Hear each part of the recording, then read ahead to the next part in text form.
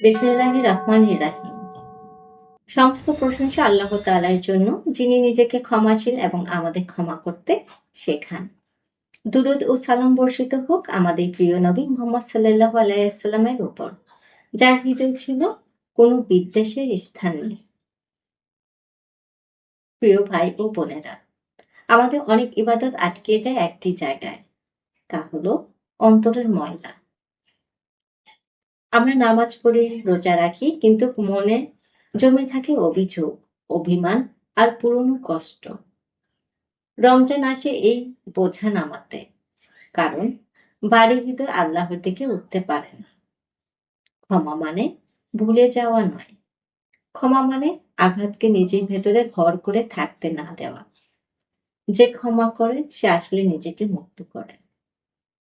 দিনানুর বলে, যেমন চেপে রাখে দেহতা বহন করে। চাপা কষ্ট মাথা ব্যথা হয়, বুকে ভার হয়, শ্বাস ভারী করে। আর ক্ষমা, ক্ষমা দেহকে হালকা করে। আজ নিজেকে প্রশ্ন করি, আমার মনে কার নাম এলে মন ভারী হয়ে যায়, কার জন্য দোয়া করতে কষ্ট হয়। সেখানেই আজকে সাধনা।